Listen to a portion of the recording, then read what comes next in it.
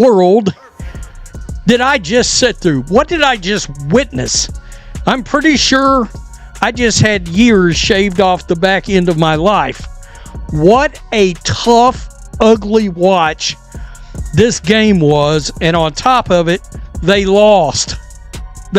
When Indiana Fever took the floor Saturday night to face the Los Angeles Sparks, fans expected a typical matchup with the usual competitive energy. Instead, the game quickly spiraled into something far more controversial. What should have been an ordinary night of basketball turned into yet another example of questionable officiating in the WNBA. As the game unfolded, a series of baffling calls and missed decisions left players and fans frustrated, making it clear that the refereeing, not the basketball, was becoming the main storyline.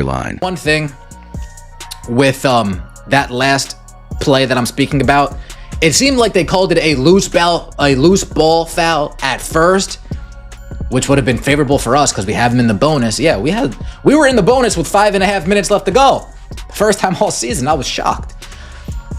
We grabbed the rebound. Looked like they called it a loose ball foul. Yes, we can go to the free throw line. Oh, they changed it. The Indiana Fever fell to the Los Angeles Sparks in a tight 89-87 defeat. But the final score wasn't what had everyone talking after the game. Instead, attention quickly shifted to the officiating. During a crucial moment, Sophie Cunningham appeared to have her face grabbed right in front of the referees, yet no call was made. The incident left fans and commentators frustrated, raising serious questions about players' safety and how such a clear moment of contact could be ignored in a WNBA game. Sparks just got the spark versus the Fever for some reason, man. But the Sparks always have matched up well with the Fever since last season, man.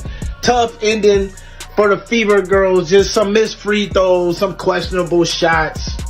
Could have got it, man. Close game. I ain't even mad. The intensity is there, man.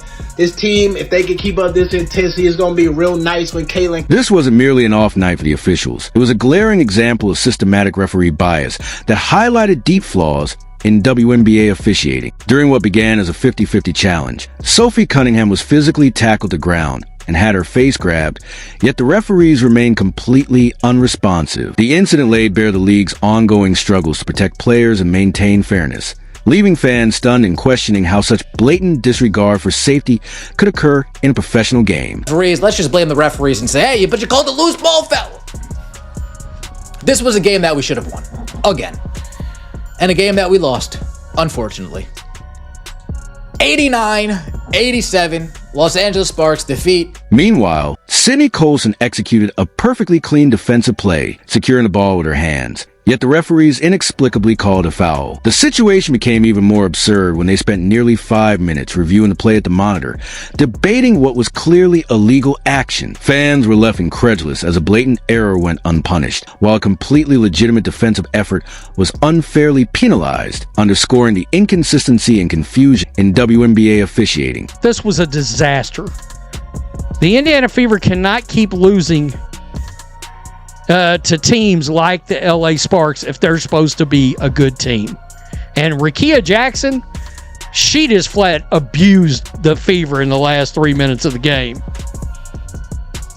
Seriously.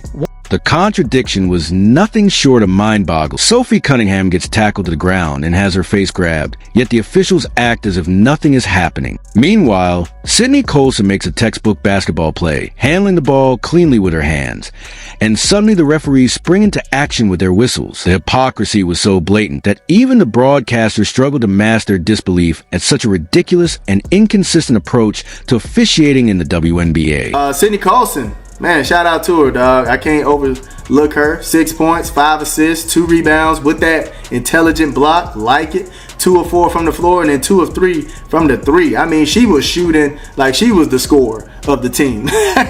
She put on her airy bag tonight. If you're enjoying this coverage, don't forget to subscribe. This is the same Sophie Cunningham who has spent the entire season standing up for her teammates, stepping in whenever Caitlin Clark faced aggressive play from opponents. Now, the tables are turned, and she's the one in need of protection. But the referees refuse to intervene. Saturday night's footage is clear. During what should have been a routine loose ball scramble, Julie Van Loo grabbed Cunningham around the neck, yet no foul was called. Instead, the officials awarded a jump ball, treating violent contact to a player's face and neck as if it were just another normal part of the game. A decision that left fans and commentators stunned at the sheer disregard for players' safety in the WNBA. About this, we have circled on everybody's schedule.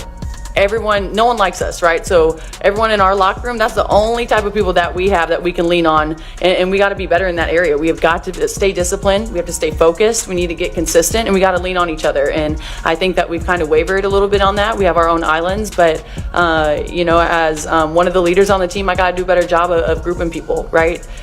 In the fourth. What makes this even more infuriating is that it's the same referee crew who spent what felt like an eternity at the monitor reviewing Sydney Colson's clean block on Rakwa Jackson. Colson executed a perfect defensive play, only touching the ball. Yet the refs initially called a foul and then took 5 long minutes to overturn a call that was obviously wrong. Their confusion over such a clear play highlights just how lost these officials are. This isn't just bad officiating, it's selective enforcement. When Sophie Cunningham gets grabbed in the face, the referees suddenly develop a dangerous case of selective blindness. But when Colson makes a textbook defensive play, they're on the whistle in a flash. This glaring double standard has haunted the Indiana Fever all season, and Saturday night served as the most blatant example yet.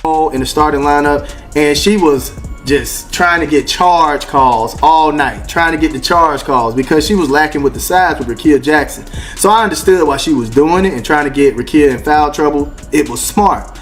But at the end of the day, that last play, you never flop and give the ref the game to call. You never flop in the clutch moment, man. I'm sorry. The absurdity reached its peak when you realize that the Indiana Fever lost to the Los Angeles Sparks, one of the worst teams in the WNBA this season. Entering the game with a 5-13 record, the Sparks held the second worst record in the entire league, struggling all year long. Yet they managed to eke out a win against the Fever, largely thanks to referees ignoring obvious fouls while calling phantom infractions on clean plays. Caitlin Clark was sorely needed for this matchup, and any analyst claiming the Fever are better without her being completely exposed as delusional. The game made it painfully clear how much the team missed their superstar. With Clark healthy and on the court, the Fever likely would have secured a comfortable win. Instead, they were forced to battle both their opponents and the referees, all while missing their best player.